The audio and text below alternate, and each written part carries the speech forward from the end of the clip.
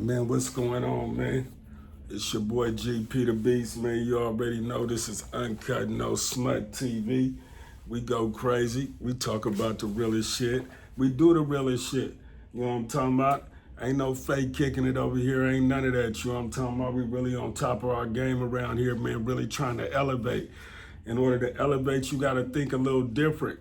You know what I'm saying? You got to come out your comfort zone. The comfort zone is what everybody else do. What everybody else do ain't always the best thing. You know what I'm talking about? You know what I mean? When Facebook came along, ain't nobody had never did that. When Jeff Bezos came up with Amazon, nobody had never did that. You know what I'm talking about? Sometimes you got to think outside the box. You can't do what everybody do. You know what I mean? See, when I was a pimp, I was pimping before everybody really became a pimp.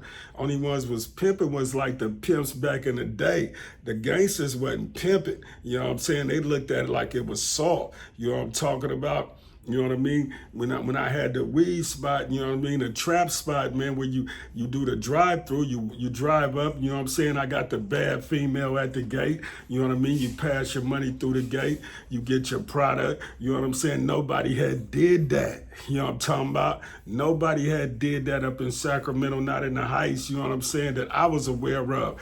But the whole point is you can't always follow the crowd. You know, niggas ask, well, nigga, why is you doing country music, bruh? Because, man, you got to think outside the box, man. You can't keep yourself trapped in that little bitty square. Even though you was born in that motherfucker, don't mean you got to stay there. You know, just like in my new song, I said, Mom's moved me into the hood, but shit, now I'm moving myself out. You feel me? You got to do things, man, that's abnormal. You can't follow the norm. And you know what I'm saying? In the hood, it's normal to become a gang member. It's normal to sell drugs. It's normal to jag niggas. It's normal to shoot niggas. It's normal to be hardcore. Don't be a bitch. Don't be a punk. It's normal to hang out at the park. You know what I'm talking about? It's normal to ride around in the hood every day and never leave the hood. You know, I done met so many niggas from the Heights that had never even been to Oak Park. You know, I'm on my way to Oak Park. I got them in the car. They like, bro, what you doing? I got to make a stop real quick. You know what I'm saying? Off 12. Bro, hold on, bro. I don't be going to Oak Park. I ain't never been there like that, bro. You know what I'm talking about? But nigga, it only gonna take a few minutes. Nah, bro. You know what I'm saying? But this is real shit. Same vice versa. Nigga from the P, you know what I'm saying? Taking him to the Heights. He ain't never been to the Heights. The whole point is niggas be stuck in their little circle, bro, because that be the normal shit. You got to be able to do the abnormal shit. You know what I'm saying? You wonder why GP is GP. GP ain't afraid to go across the street.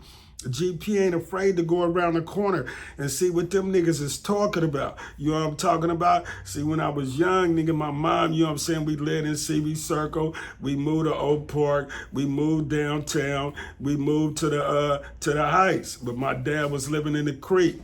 So everywhere I went, nigga, even if my mom's moved again, nigga, I kept going back. If I fucked with niggas in the P, I kept going back to the P. If I fucked with niggas in the Creek, I kept going back to the Creek. If I fucked with niggas downtown, I went back downtown. I kept my relationships because everywhere I went, I built a relationship. And what I noticed that everywhere I went, man, I was a leader, bro. You know what I'm talking about? I was a leader of some kind. I had created some type of relationship with niggas, man, which created a strong pack. And we was moving, man. We was pushing. You know what I mean? We was making plays. And guess what, nigga? I was at the top of the totem pole thinking, doing all the thinking and coming up with the ideas and creating shit. You know what I mean? You know, I didn't have my first car when I was 14. You know what I'm talking about? I seen advantages. You know what I mean? The car was sitting on the side of the road. Pops owned the car, but it belonged to bruh. And the people came and put the paint on there. And I said, why you putting that paint line right there?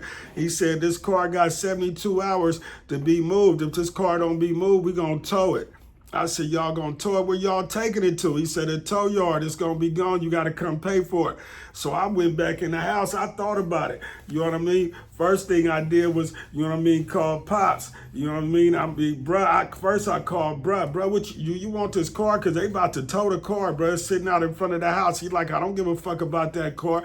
I said, okay. I'm only 14 though, but I called Pops. I said, Pops, you know, they about to tow the car. You know what I'm saying? I asked bruh, do he want it? He said, he don't want it no more. He said the car broke. I said, could I have a car? He said, yeah, I guess you can have a car. I said, they about to tow it. He said, yeah, you can have it. I said, okay. So shit. Pops knew I knew how to drive because he had an auto and body shop. We used to always drive the cars back there.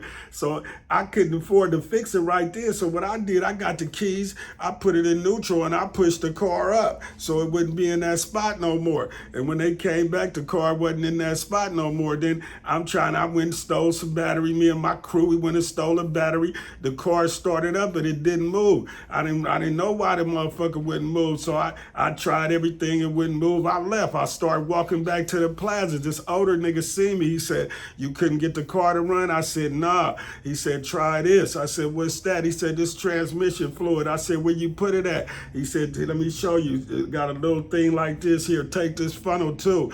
Pour 2 of these in there. Pour 3, matter of fact, and let's see what it do. Man, I put them 3 quarts in there, man, and that motherfucker took off. Nigga, I had a car, nigga, and I was driving ever since, and that's when I came up with the first sticker, ass, gas, or grass, nigga, nobody rides for free. You know what I'm saying? And I had niggas stealing gas, nigga, we was stealing gas out the school buses, you know what I mean? I was staying on full. We riding around, nigga, we smoking, we drinking, we fucking with it, but the whole point is, nigga, all my life I done figured out ways how to get this money. You know what I'm saying? We was pouring a motherfucker in the heist. Guess what I did? I had a crew of little bitches. I took these little bitches, nigga. We came up with these little credit cards. I came up with the idea, we're going to write a note. The note said, you know, let my son spend no more than $600 on my credit card. I took that note and that card to like 10 stores, nigga, and bought me all brand new fits, brand new tennis shoes and everything. As a child, man, I used to take niggas with me to Toys R Us, me and my little brothers and sisters, and I would tell them, look, this is your position. All you do is steal these little cars. This is what you do. You steal these tracks. And don't worry, I'm finna do the rest. You know what I mean? And when everybody had their little pieces and we came back to the house, man, the boy had a cold race car track. You know what I'm saying? I built to put it on wood and everything. Made my own race car track, nigga, when we couldn't afford shit. Nigga, I was stealing bikes, nigga. Taking them bikes right across the street, nigga, to the gas station. I had a can of paint and masking tape, nigga. I used to mask the tape over here and over here and over here, and I spray paint that black instead of whatever color it was. Spray the back part black, spray the front forks back. Now that motherfucker mine. Then I take that motherfucker to my house. I had stole so many bikes, I started switching the parts around. Nigga, I had a bike shop. So, you know, all my life, man, I've been trying to create some type of, you know, way for life to be better for me because I knew I was born poor. At one time, nigga, I used to wonder, nigga, why the fuck was I born poor? Nigga, why is every black person poor? Nigga, why I couldn't be born white, nigga? But then guess what, nigga, my thinking started changing. And you know what my thinking told me? My thinking said, nigga, you was born poor, and a whole lot of black people was poor. You live in a poor neighborhood, but that don't mean you can't be the first nigga to make your family rich. And that was my thought process. For me to be the first nigga to make my family rich, so every child to be born after that be born into some money. You know what I'm saying? So far, it ain't worked out like that. So far, nigga, I've been going to jail. I've been catching cases and everything. But you know, I did insist with a family member that did got rich. My nephew Mozzie, he got rich. You know what I'm saying? So I did witness it. And you know what I mean? And we grew up in the same household, except we years apart. While he was growing up in that household, I was probably in prison, stabbing niggas and shit, you know what I mean, for crimes that I committed on the streets, you know what I'm talking about, build my reputation in the street. But I did witness it. But if you ask me, nigga, how I feel to have a millionaire in the family, nigga, it don't feel no different. You know what I'm talking about? Because I'm still struggling to make it happen, and family members is still struggling. So I still got to make that dream come true. You feel me? I still got to make that dream come true, that vision and that goal that I got, because I'm trying to get there, and I'm trying to take people with us too. But at the same time, it's hard to take everybody with you because everybody's thinking process is fucked up. I ain't gonna lie. Not everybody, but a lot of people's thinking process is fucked up. And it don't matter if if them niggas won the lottery today, nigga, they'll be broke, nigga, tomorrow. They'll be broke in a year. I seen a nigga hit for $1 million. I seen a nigga hit for $1 million, nigga, in Sacramento, you know what I'm saying, a nigga from the South area. And a year later, that nigga was broke. You know what I'm talking about? So I witnessed this shit. If you don't know how to fuck with money, you ain't gonna never have money. But you'll be mad at a nigga that got money and know how to keep money. Don't be mad at the nigga that know how to get the money and know how to keep the money. See, I knew how to get the money, but I didn't know how to keep it because I was getting it illegally, and every time I got it, nigga, they took it, nigga. You know what I'm talking about? They snatched it, nigga. They snatched me and they snatched the money. You know what I'm talking about? Every time.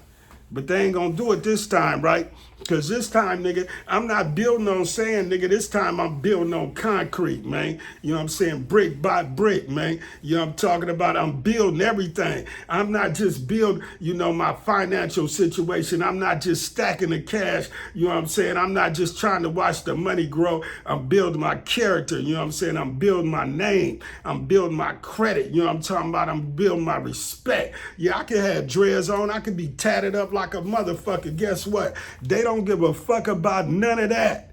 Nigga, all they care, nigga, is the same thing they care about when you go to prison, nigga. What reads on the paper? See, in prison, they gonna denigrate you like a motherfucker. They gonna say you was the worstest criminal. You robbed, you kidnapped, you snatched. You ain't even probably do all that. You probably was trying to kick the girl out the car. She was screaming and hollering, trying not to let you go, but they didn't flip the whole script because that's their game. They know how to work their game. That's their arena. That's where they the best at. You know what I'm talking about? So, you know, that type of shit, nigga, they gonna run that type of game on you. But at the same time, on the flip side, nigga, you got to be able to know how to flip the game, nigga, when you get to the street. When you get to the street, you got to tell yourself, nigga, I got to learn this new game. That game they got, nigga, look pretty cute. Nigga, they all suited up. Nigga, they driving nice cars. You know what I'm saying? They buying homes. They buying homes all putting niggas in jail. Not knowing that they the worst kind of motherfuckers in the world because these motherfuckers are smiling your face and think they the best kind of people in the world, but they actually destroying lives.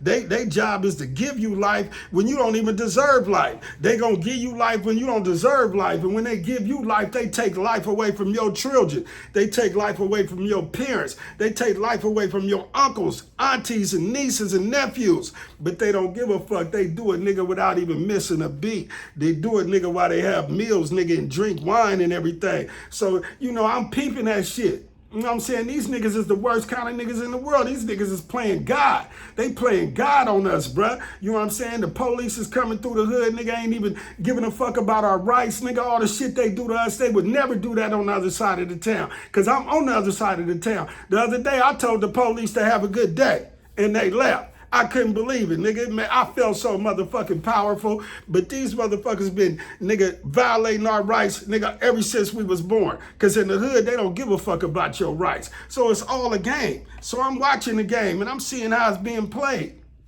And I'm like, you know, fuck all that, nigga.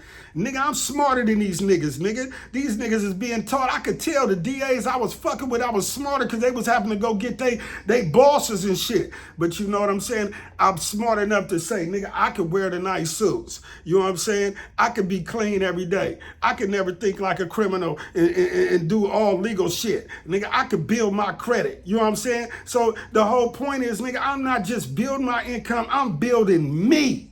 You know what I'm talking about? Me. When I walk in the bank, nigga, they already know that nigga got 100 plus up in here.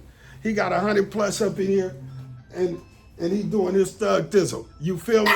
He got 100 plus up in here, and he doing his thug thizzle. And guess what? We respect that nigga. We don't care if that nigga got tattoos on.